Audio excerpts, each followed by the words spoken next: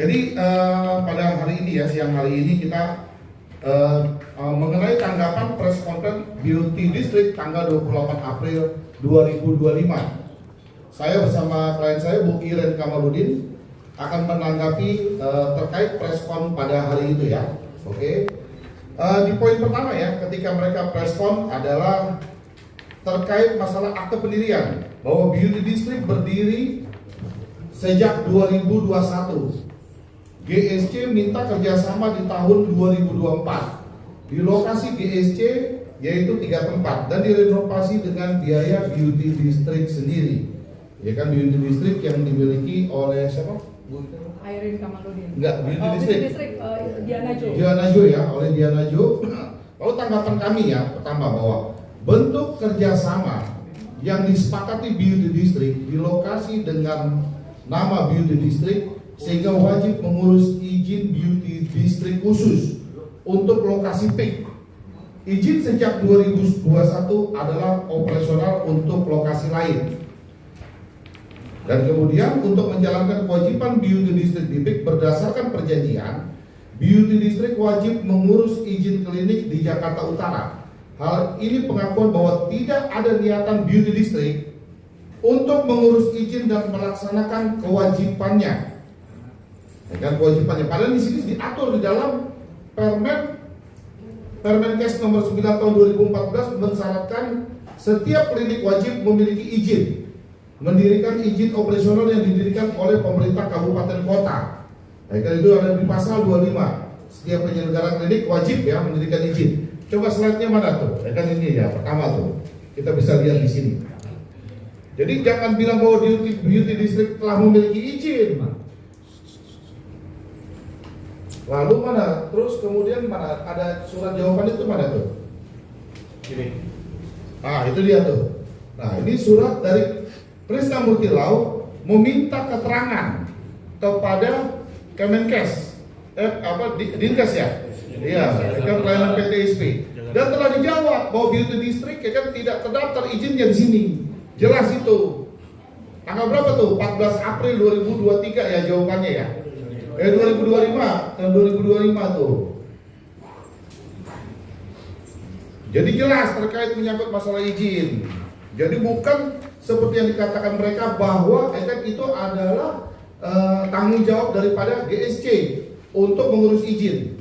Jadi kalau itu tanggung jawab GSC, kan tidak mungkin karena di situ ada dua merek di situ. Kemudian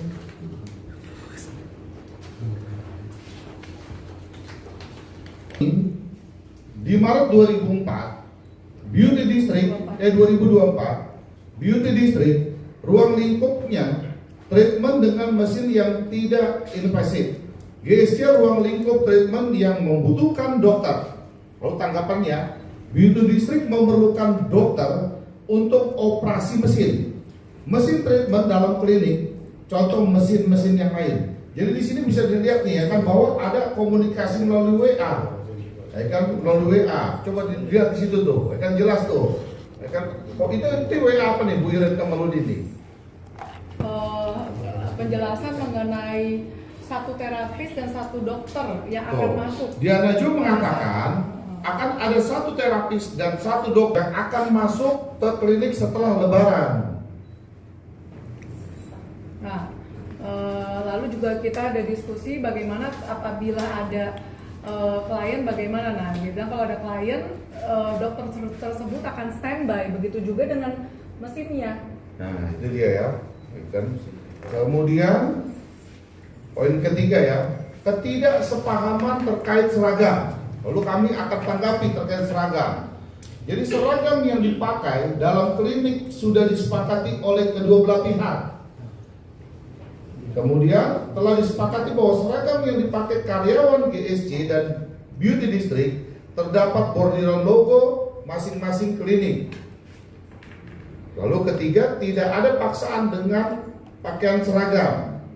Nah, ini bukti penjelasannya. Seragam yang dipakai oleh karyawan GSC ada tulisannya di bordir nih. Nah, itu dia kan. Jadi ada Beauty District, lalu ada GSC.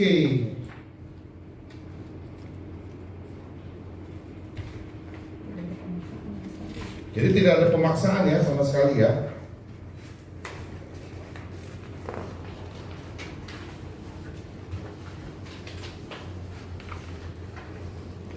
Lalu klinik berjalan, GSC mencabut CCTV seperti sabotase oleh karyawan. GSC ditunjukkan satu rekaman CCTV, itu yang mereka katakan tuh kemarin dalam preskonnya. Lalu kami akan tanggapi di sini bahwa pemasangan CCTV tidak pernah ada permintaan izin dari Beauty District kepada GSC. Lalu kemudian pencabutan CCTV dilakukan bukan oleh karyawan GSC. Lalu yang ketiga, jika yang mencabut CCTV adalah karyawan GSC, siapa yang mencabut? Coba buktikan siapa yang mencabut. Apa jabatannya dia di GSC? Lalu yang keempat, pemasangan CCTV tersebut dipasang pada ruangan yang memerlukan pasien untuk membuka pakaiannya, sehingga jika CCTV tersebut dipasang akan melanggar hak privasi pasien.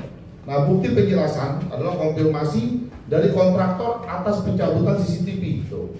Jelas, jadi bukan karyawan GSC, tapi adalah vendor yang ditunjuk untuk melakukan pelepasan, pelepasan CCTV. Nah, pemasangannya pun juga kita tidak mengetahui karena dia tidak ada izin kan kepada kami sebagai pemilik daripada ruko tersebut, gitu loh. Nanti akan dijelaskan oleh Bu Iren Kamarudin lebih lanjutnya. Lalu ya, poin kelima, pada tanggal 23 April 2024 terdapat office bullying yang diduga dilakukan pimpinan GSC yang menimbulkan dampak psikologis dan melarang masuknya GSC. Nah, ini kan merasa seolah-olah bahwa karyawannya Beauty District merasa dibullying. Nah, kalau dia merasa dibullying, buktikan dulu dong, visum psikiatrinya seperti apa. Lalu ada nggak keterangan ahli psikologi forensik yang menerangkan bahwa dia tuh adalah terpukul dalam kejadian seperti ini? Ada tidak? Gitu loh. Jangan cuma gara-gara cuma ditegur, lu gini, misalkan saya tegur ya, jangan gitu dong ya. Yang baik deh kerjanya apa seperti apa itu bullying. Nah, dia bisa buktikan nggak? Yang saya maksud tadi visum psikiatrinya, dia harus membuktikan kalau dia itu menderita terhadap kasus ini, gitu loh. Dia menderita bullying nih. Jadi jangan hanya sembarangan dia bilang bullying, bukan begitu. Lalu di sini ada percakapan bukti penjelasan ya, percakapan antara karyawan GSC dengan Rina Beauty District yang tidak kooperatif saat bekerja. Apa tuh penjelasannya di situ tuh? Apa tuh, baca tuh, coba baca tuh, yang dekat tuh. 2024 juga ada pengangkatan mesin-mesin Beauty District dari ruangan yang diberikan ke bidding dan ditempatkan ke gudang tempat sampah. Ditunjukkan foto logo. Jadi kan mereka bilang bahwa itu ditempatkan, dibuang nih bahwa mereka ditempatkan di tempat sampah, di belakang mesin ada yang copot. Lalu tanggapan dari kami ya, satu, karena ruangan lantai 1 yang digunakan untuk pasien lansia yang tidak dapat naik tangga dan berhubung mesin physical yang dijanjikan oleh Diana Jo tidak ada, maka isi dari ruangan di lantai 1 yang berisi mesin full spring dan barang-barang lain yang sudah dimintakan untuk dipindahkan agar ada ruangan tersebut digunakan untuk perawatan pasien lansia. Lalu kedua, bahwa setelah berkali-kali dimintakan untuk memindahkan mesin dan barang-barang dari ruangan tersebut, pihak Beauty District sama sekali tidak menanggapi permintaan tersebut. Maka setelah diberikan waktu 7 hari untuk mengeluarkan mesin dan barang-barang GSC, memutuskan untuk memindahkan mesin dan barang-barang tersebut, mesin dan barang-barang yang dipindahkan itu. Jadi bukti penjelasannya coba di video atau apa tuh? Itu gambar apa tuh? Tuh, gambar apa tuh? Nah itu dia ya, mesin-mesinnya tuh. Jadi di mana itu tempat sampahnya? Orang ini baru kok, klinik baru berjalan, belum ada limbah sampah dan sebagainya. Nah itu video terkaitnya tuh, bahwa jelas tuh barang-barang mereka tuh dalam keadaan baik, dalam keadaan utuh. Tuh di wrapping ya. Nggak ada tempat sampah, nggak ada. Di wrapping, tuh jelas.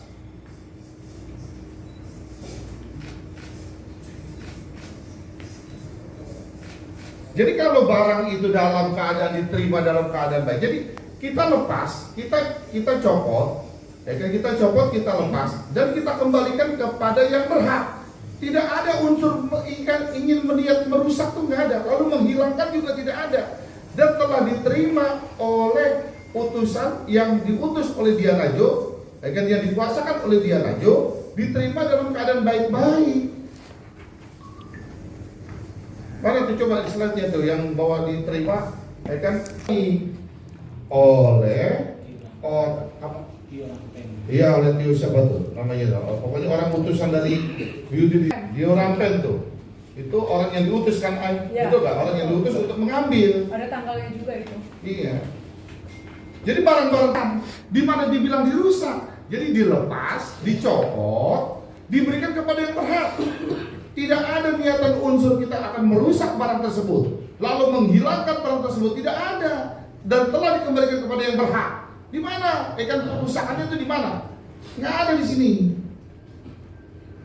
Lalu dalam poin ke-7 ya, semenjak hari itu, kejadian tanggal 23 April 2024, karyawan Beauty District dilarang masuk ke GSC dan barang-barang pendukung treatment dikeluarkan dari ruangan Beauty District. Ini yang dikatakan oleh kuasa hukum Beauty District ketika preskon kemarin. Lalu tanggapan dari kami. Pertama adalah pelarangan masuk karyawan beauty hanya ditunjukkan kepada Rina yang sudah dimintakan penggantian karyawan Beauty District dengan alasan sikap dan perilaku yang tidak baik yang telah menimbulkan keresahan dan lingkungan kerja yang tidak nyaman di klinik. Lalu di poin 2, karyawan Beauty District atas nama siapa nih? Olive tetap diperbolehkan masuk, namun beliau memilih untuk tidak masuk. Nah ini nih, ada apa nih, bukti apa nih, cek nih ya, ada bukti cek larangan untuk masuk klinik terhadap bukti chat kita menginformasikan untuk pergantian Rina, ya, supaya kondisi kerja di dalam klinik itu lebih nyaman dan lebih kondusif. Ya. Lalu poin 8 ya, Beauty District minta tanggung jawab dari GSC, namun tidak ada itikat baik untuk menanggapi atau hal lain, sehingga Beauty District melaporkan tindak pidana kerusakan terhadap pimpinan GSC pada tanggal 7/2004 di Polres Jakarta Utara, yang saat ini telah ditetapkan menjadi tersangka. Nah ini kita lihat ya, coba ya, ini dari somasi pertama yang dilayangkan oleh mereka. Lalu kemudian coba dibesarkan, di slide-nya dibesarkan. Jelas. Nah, di somasi itu berapa jumlahnya? 811 juta. Nah, 811 juta. Lalu apa yang disomasi yang dia minta? Lalu ya, saya terangkan. Pertama adalah biaya konstruksi. Kedua, biaya pemasangan AC. Ketiga, biaya acara grand opening sebesar sekian ya. Lalu keempat, kompensasi klien. Kelima, kompensasi kontrak. Keenam, biaya perlengkapan Beauty District. Ketujuh, biaya operasional apa tuh? Beauty District. Nah, ini yang diminta diganti rugi. Kan jelas tuh somasinya. Kenapa sekarang tiba-tiba ujuk-ujuk adanya pengerusakan? Sementara somasinya nggak ada terkait pengerusakan. Coba lihat, kan? Jadi kita sambungkan ya, bahwa yang diminta kerugian pergantiannya 900 juta terkait barang ini. Nah kalau barang ini udah jelas ini adalah perdata, paham nggak bos? Ini perdata. Tapi kenapa sekarang tiba-tiba ujuk-ujuk terkait laporannya menyangkut masalah pengerusakan? Jadi antara laporan polisinya yang di Polres Jakarta Utara dengan somasinya nggak sambung, bos, nggak nyambung ini. Jadi yang diminta tuntutan kerugiannya terkait menyangkut barang ini, sementara laporan polisinya terkait masalah kerusakan. Nah kami biasanya, kan kalau mau mensomasi orang dengan laporan polisinya itu nyambung. Ini nggak nyambung antara laporan polisinya dengan somasinya, nggak nyambung.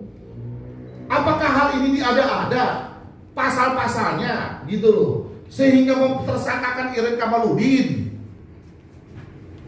Justru dalam hal ini nanti kami akan minta kejelasan. Kami akan bersurat kepada Pak Kapolda Metro Jaya, kami akan bersurat kepada Bapak Kapolri, dan kami akan bersurat juga kepada Bapak Komisi 3, Bapak Habibur Rahman, minta penjelasan ini. Kenapa tiba-tiba ujuk-ujuk Iren Kamaludin ditersangkakan gitu loh. Merupakan pemutarbalikan fakta. Karena Beauty District yang dirugikan karena sudah investasi besar untuk renovasi mesin-mesin dan sebagainya yang dikesampingkan tanpa melihat perjanjian. Nah, itu menurut responnya mereka kemarin. Tanggapan dari kami, justru sebaliknya, GSC yang menyediakan ruko tanpa harus Biodistrict membayar sewa. Jadi Diana Jo tidak membayar sewa. Jadi kan Iren Kamaludin yang menyiapkan daripada ruko tersebut, lalu Diana Jo tidak membayar uang sewa. Kemudian kedua, Beauty District tidak mengeluarkan investasi yang signifikan. Lalu poin ketiga, renovasi apa yang dilakukan, berapa biayanya, harus ditunjukkan. Mesin adalah bagian dari kesepakatan dalam perjanjian. Jika dikatakan uang prestasi, berarti ini kan dikatakan ini uang prestasi itu kemarin bilang. Ya berarti ini kan kasusnya perdata. Kenapa sekarang tiba-tiba melaporkan hal ini menjadi tindak pidana? Ini kemarin tuh ya ada bukti responnya Beauty District. Ini siapa nih yang di tengah nih? Kan selama klinik berjalan dan tidak tahu apa-apa untuk operasional di klinik kami. Oh itu dia nggak pernah datang ke sana. Itu ngapain untuk pakai preskon segala dia kalau nggak ngerti tentang operasional? Ngapain dia gitu tuh? Itu apa namanya menjelaskan ya? Jadi artinya bahwa kalau pengerusakan itu kembali lagi ya kan, kalau pasal yang dirusakkan yang ditersangkakan Iren Kamaludin di Polres Jakarta Utara kan harus tahu siapa pelaku pengerusakannya, di mana dilakukan pengerusakannya, jam berapa, temposnya harus jelas. Lalu akan dirusaknya dengan menggunakan alat apa, harus jelas. Nah, tidak ada niatan batin Iren Kamaludin ingin merusak suatu barang, nggak ada itu sama sekali. Jadi jangan dibuat-buat lah, hal ini jangan dibuat-buat. Ya mungkin itu penjelasan kami dari kuasa hukum Ibu Iren Kamaludin. Mungkin lebih jelasnya